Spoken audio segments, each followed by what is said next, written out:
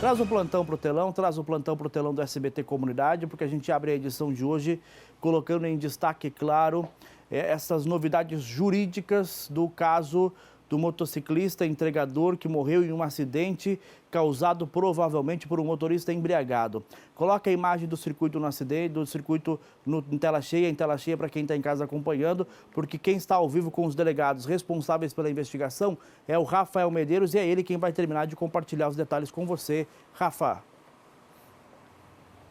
Pois é, Trindade, bom dia mais uma vez para você, boa quinta-feira para todo mundo que está acompanhando o SBT Comunidade. Ao meu lado, 2 delegados da Polícia Civil, do meu lado direito, o Dr. Claudemir, que pediu a prisão preventiva do motorista Márcio Lemes de Oliveira Júnior, e do meu lado esquerdo, o Dr. Vinícius Nazário, que está conduzindo o inquérito que está prestes a ser finalizado.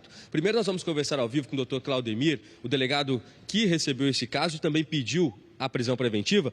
Doutor, vamos explicar primeiro para quem está em casa.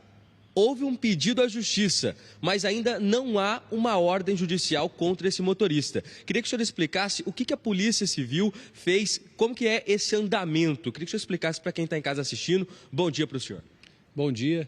Em primeiro lugar, os trabalhos de investigação, desde o princípio aí que houve a situação delituosa, foi iniciado aqui pela Deletran, quando a equipe da Deletran ficou sabendo, e na sequência, após colher todos os elementos aí que apontavam que o infrator aí que atropelou tinha mesmo cometido o delito, nós representamos pela medida cautelar, que é uma medida cautelar de urgência.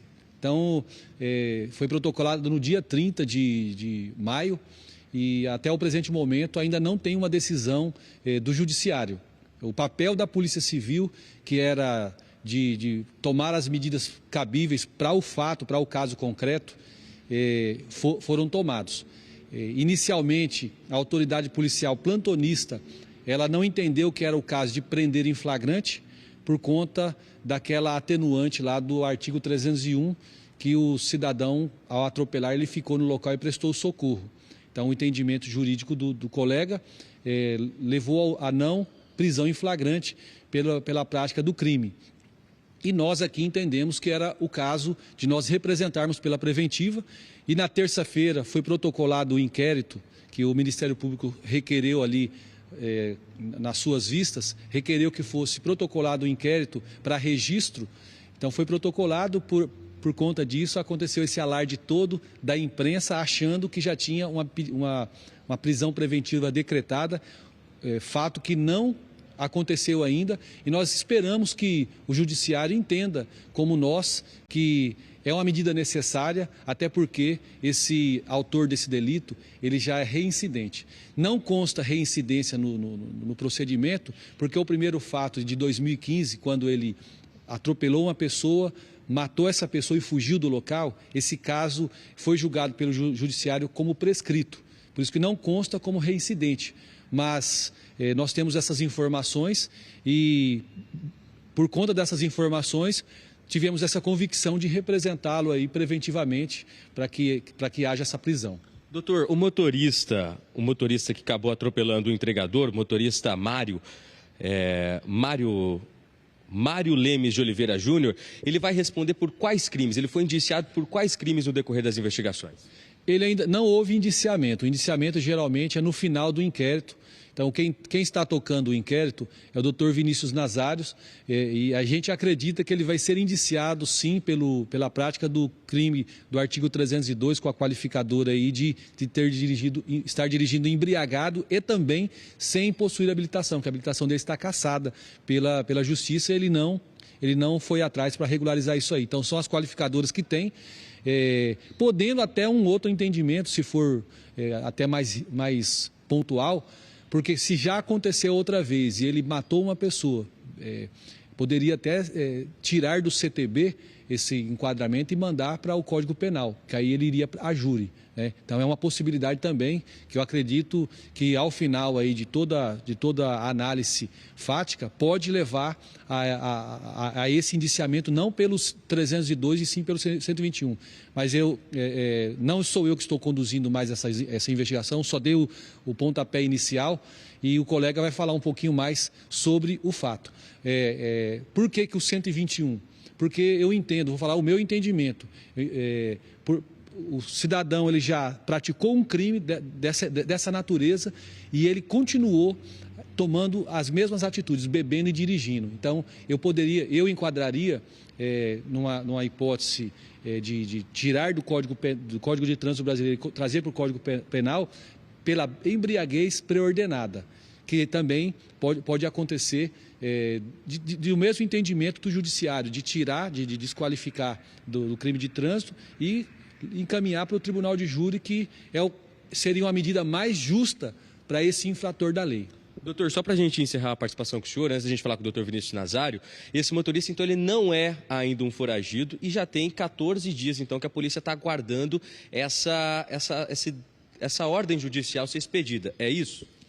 14 não, hoje é dia 15, então nós protocolamos no dia 30 pela manhã, então já tem 17 dias que nós estamos aí, 16 dias que nós estamos aguardando essa decisão, que deveria ser uma decisão, uma medida de urgência.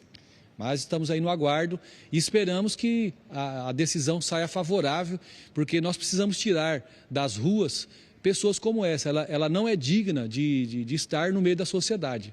Obrigado, doutor Claudemir. Doutor, foi bem claro, então, em dizer, não há ainda uma ordem judicial expedida pela Justiça de prisão preventiva, e sim um pedido feito aqui pela Polícia Civil. Vamos conversar com o doutor Vinícius Nazário, que está conduzindo os trabalhos. Doutor, o inquérito ainda não finalizou. O que falta para ser finalizado e quais os crimes que serão enquadrados a esse motorista? Bom dia para o senhor.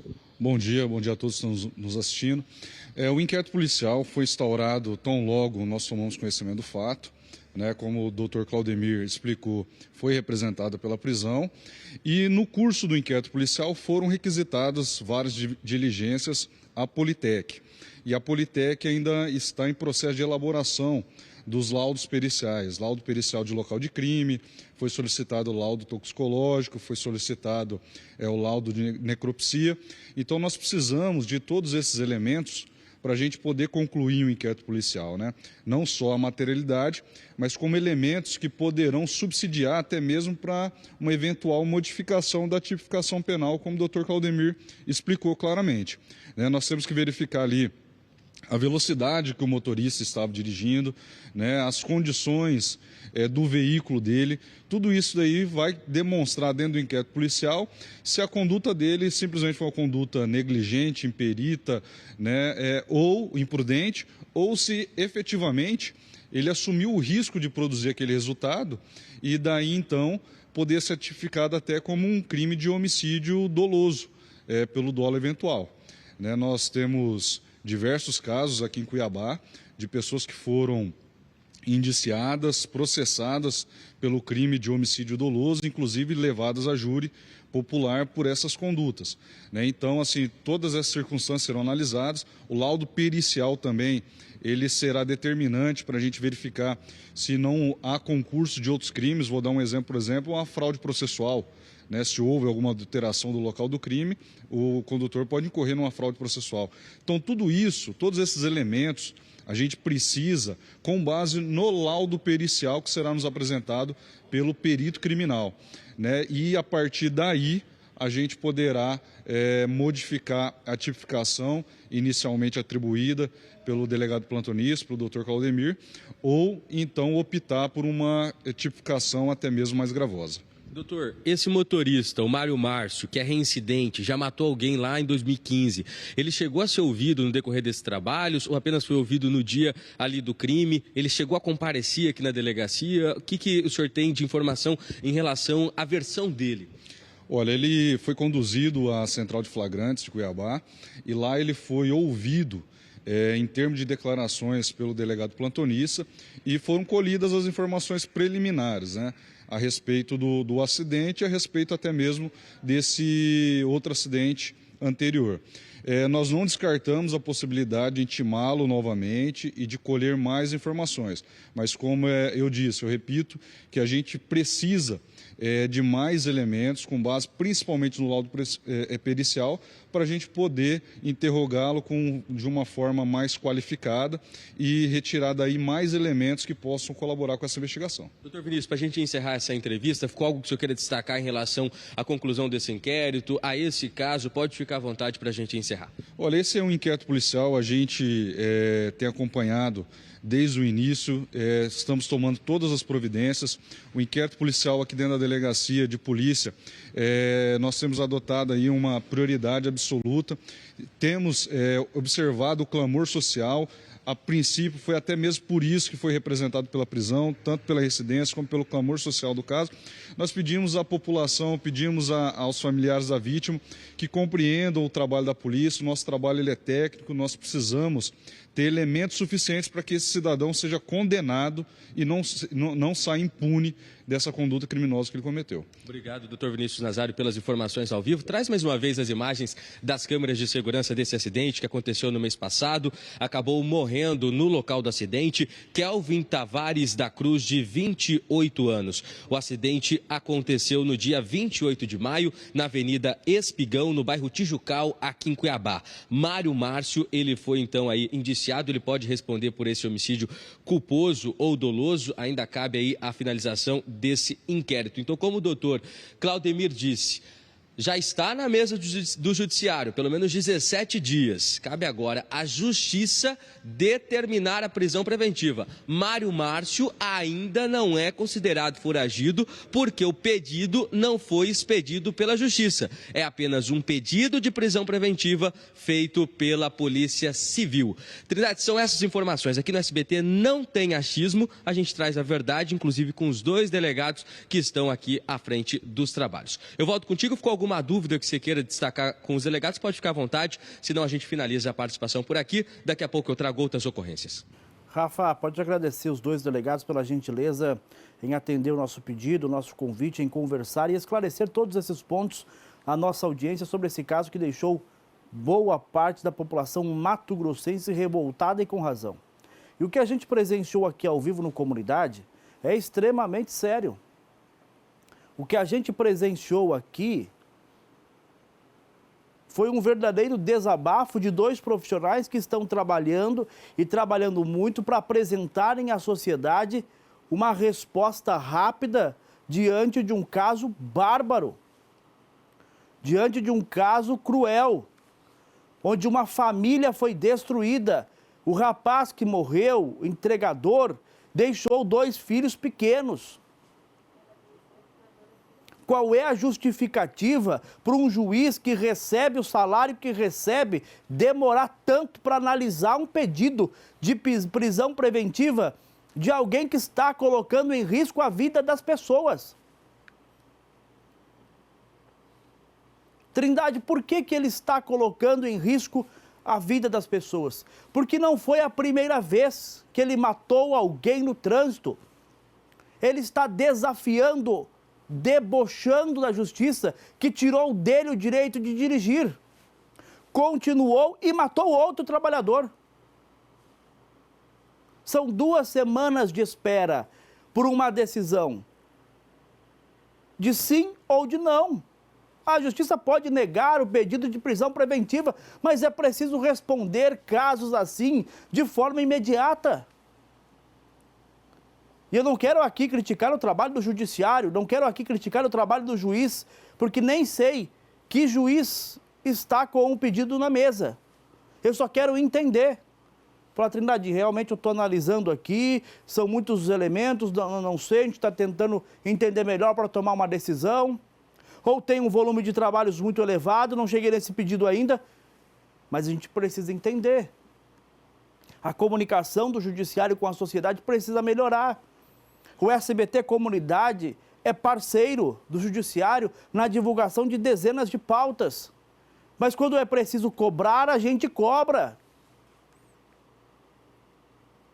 Quando é preciso apontar um ponto que precisa melhorar, a gente aponta com respeito, dando a oportunidade de se posicionar. Mas quando é preciso cobrar, a gente tem que ter coragem de cobrar, seja quem for. E o que a gente acompanhou aqui, você acompanhou só aqui no Comunidade, foi um verdadeiro desabafo de dois profissionais que estão trabalhando em casos complexos como este e que precisam desse apoio do judiciário para evitar que novas tragédias aconteçam. É simples assim. É simples assim.